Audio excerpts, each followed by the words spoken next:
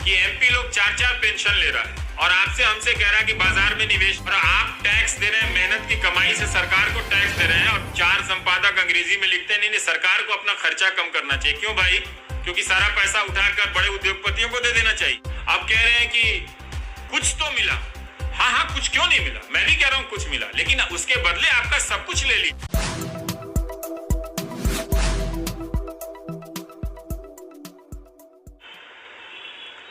ठीक बोल रहे हैं सुनोरिया साहब कि एनपीएस का सेशन अलग से कर ले। मैंने तो अभी किया, इसके पहले बताया तो कर दो। मैं तो यही कह रहा हूं कि मैं अपने दफ्तर में जहां सभी योग्य लोग काम करते हैं, वहां पर भी मैं देखता हूं 2 ही 4 लोगों को मार्केट में निवेश करने आता है, बाकी सब पूछते रहते हैं, इधर उधर बउआते रहते हैं कि क्या करें। किसी के पास पेंशन का कोई इंतजाम नहीं है, और आप टैक्स दे रहे हैं, मेहनत की कमाई से सरकार को टैक्स दे रहे हैं, और 4 संपादक अंग्रेजी में लिखते हैं नहीं, सरकार को अपना खर्चा कम करना चाहिए। क्यों भाई? क्योंकि सारा पैसा उठाकर बड़े उद्योगपतियों को दे देना चाहिए। आप 100 उद्योगपतियों का धंधा चला रहे हैं जनता के टैक्स के पैसे से, और जनता को आप पैसा कुछ नहीं दे रहे हैं। और आपने एक नया तरीका सुना है कि किसी को जनधन अकाउंट में 500 रुपया दे दो, उसकी कमाई 5,000 10,000 थी, वो तालाबंदी के कारण चौपट हो गई, 500 रुपया दे दिया। आप कह रहे हैं कि कुछ तो मिला। हाँ, कुछ क्यों नहीं मिला, मैं भी कह रहा हूं कुछ मिला, लेकिन उसके बदले आपका सब कुछ ले लिया गया। किसी को 2,000 किसान को दे दिया, किसान उसी में खुश है। बस किसान को आज न कल समझ में आएगा कि उसका 1 एकड़ में नुकसान ही 10,000 रुपए का हो गया है, तो ये 2,000 रुपए से उसका क्या होने वाला है। आप यूनिवर्सल बेसिक इनकम दीजिए, आप सबको 10-10 हजार रुपए दीजिए। अमेरिका ने लोगों को कितने पैसे दिए जिनकी नौकरियां गई।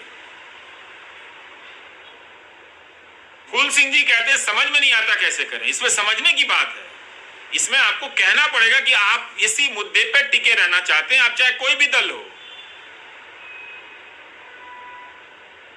ऐसा नहीं है कि कश्मीर के नौजवान और जम्मू के नौजवान आपकी तरह बेरोजगारी और नौकरी को लेकर परेशान नहीं है। ये ओपन आर्ट कह रहे हैं पूरे बिहार में सिर्फ 2 फार्मासिस्ट हैं। बताइए, अगर ऐसा है तो ये कितना भयावह है।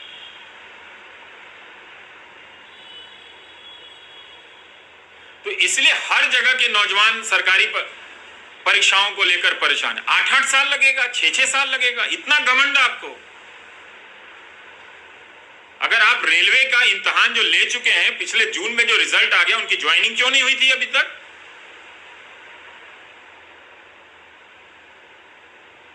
अप्रेंटिस वाले कितना आंदोलन कर चुके हैं, कोई नहीं देखता। सिपाहियों के कितने पद खाली हैं, शिक्षकों के कितने पद खाली हैं। इसलिए इसे देखिए और समझने का प्रयास कीजिए। खुर्शीद आलम कह रहे हैं I am also a victim of salary reduction. भाई मेरी भी कम हो गई है, तो मैं क्या करूं बताओ। तो इसलिए आप लोग जिनकी सैलरी कम हुई है, अब सैलरी वापस होने में बहुत ज्यादा हो जाएगा, बहुत समय लगेगा। किसी ने कनाडा से लिखा है, बनर्जी साहब ने, कि कनाडा में सबने, सरकार ने सबको 2,000 रुपया डॉलर पर मंथ दिया है। हरसिमरनजीत सिंह ने लिखा है, कमाल है। तो हमारी जिंदगी बर्बाद हो रही है, बर्बाद की जा रही है धर्म से जोड़कर। इस धर्म को कोई खतरा नहीं है, आपकी जिंदगी को खतरा है इस धर्म की राजनीति से। ये बात आप समझें। हर चुनाव में ये भय क्यों पैदा किया जाता है? फिर आप एक ईमानदार पुलिस व्यवस्था, जांच व्यवस्था क्यों नहीं बनाते हैं? फिर क्यों ये आप काम करते हैं कि इलाहाबाद हाईकोर्ट को कहना पड़ता है कि किसी को झूठे आरोप में फंसाकर गौरक्षा कानून में भर्ती कर दिया जाता है, जेल में बंद कर दिया जाता है। गौरक्षा के नाम पर आजादी के समय से बड़े बड़े जमींदारों ने, लोगों ने लाखों एकड़ जमीनें दान दी कि हमारी गाय माता अच्छे घास का भोजन करेंगी। उन सारी जमीनों पर कब्जा हो गया है। ग्राम प्रधानों में भी, ग्राम सभाओं की जमीन पर भी, चारागाह की जमीन पर कब्जा हो गया है। लेकिन इस मसले को लेकर एक धर्म विशेष के खिलाफ अभियान कितना फैलाया जाता है। एक रिपोर्टिंग आपने उस गोदी मीडिया पर देखी है कि एक गांव की चारागाह की जमीन है जिस पर किसी दबंग ने कब्जा कर लिया है, और वही आदमी अपने जिले के मुख्यालय में बैठकर गौ रक्षा की राजनीति करता है। हमारी गौ माताएं, तकलीफ होती है देखकर दिल्ली का घर फ्लैट का है, वरना पटना में और अपने गांव में हम गाय पालते थे और हमारे यहाँ जो सब्जी काटी जाती थी उसको बहुत इज्जत से काटी जाती थी। हम जमीन पर नहीं रखते थे, टोकरी में रखते थे, उसको उठा के गौ माता को पहले खिलाते थे। उसको हरा हरा देख करके उसे हरा कुछ मिला है तो तबीयत खुश हो जाती थी। आज यहाँ दिल्ली की सड़कों पर आज तक मैं देखता हूँ कि गौ माता प्लास्टिक की थैली और कचरे में खा रही। ये मैंने अपने बचपन में गायों को खाते नहीं देखा था, कभी भी नहीं देखा था। तो गायों के लिए कोई अच्छा ढंग का हुआ। आप जाकर देखिए, कुछ गौशालाएं बनाई गई, उसमें भी राजनीति हुई, खाने पे गायों के खाने के लिए नहीं है। हमने तालाबंदी के दौरान दिल्ली में किया था, गौ माताओं को खाने के लिए कुछ नहीं, राजनीति के लिए सब है। कीजिए, आप आंदोलन चलाइए कि गौ रक्षा, गौ के लिए जो चारागाह की जमीन गायों के लिए दी गई थी उन जमीनों पर कब्जा हटाया जाए। वो राजनीति कीजिए ना। हर बात में मेरा आईटी सेल प्रचार करता है, तरह तरह की चीजें बनाता है। लोग पूछते हैं आपके खिलाफ वायरल हो रहा है। मैं क्या करूं भाई, एक अदना से पत्रकार के पीछे सरकार लग जाए, इतना बड़ा आईटी सेल लग जाए, पॉलिटिकल पार्टी लग जाए, उसके लाखों समर्थक लग जाएं। मैं जिंदा हूं, यही बहुत है। आप लोगों की दुआ से मैं क्या कर सकता हूं। लेकिन आप जिसे समर्थन देना है उसे दीजिए, लेकिन कहिए कि भाई रोजगार के सवाल पर आइए, बात रोजगार की कीजिए। ये हिंदू मुसलमान के फ्रेम में, ये जाति धर्म के फ्रेम में अब मत रखिए। ईडब्ल्यूएस वाले भी समझ लें, जब सरकारी नौकरी नहीं होगी तो इस आरक्षण का कोई मतलब नहीं है।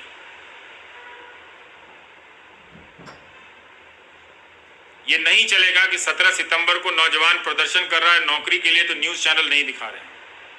हाँ शेखर गर्ग साहब, मैं किसी क्रांति की आशा नहीं कर रहा हूं। मैं जानता हूं नौजवानों को, ये मेरी बात सुनकर धर्म जाति पर ही वोट देंगे, कहीं भी किसी भी चुनाव में, मुझे पता है। लेकिन मेरा काम है सही बात कहना, मैं कहूंगा।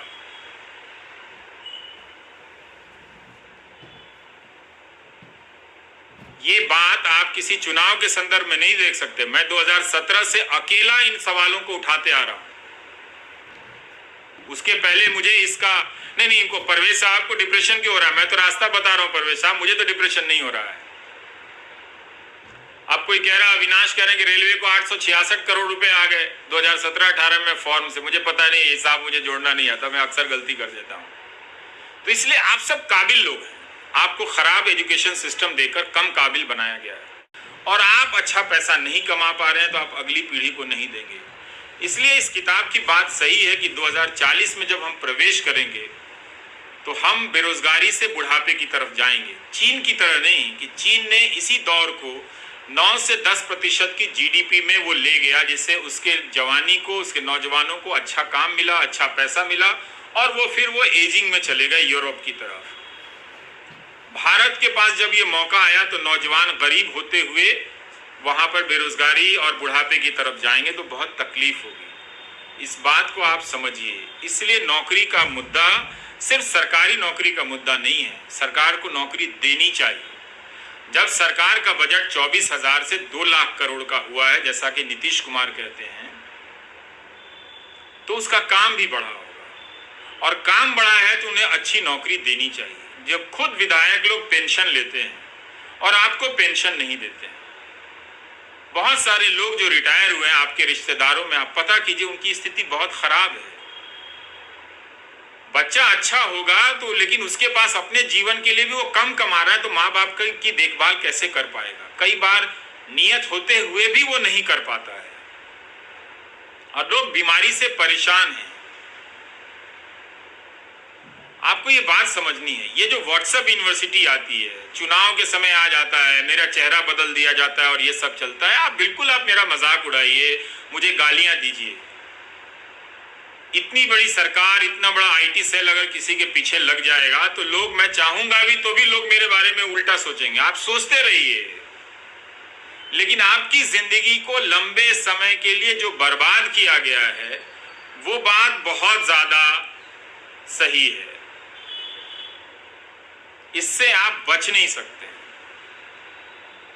आपकी जिंदगी, अब जो अर्थव्यवस्था चौपट हुई है, अब अगले 10 साल में भी कुछ नहीं होने वाला है। बहुत सामान्य धक्का खाते हुए चीजें बढ़ेंगी। अब तो लोगों की सैलरियां कम हो गई।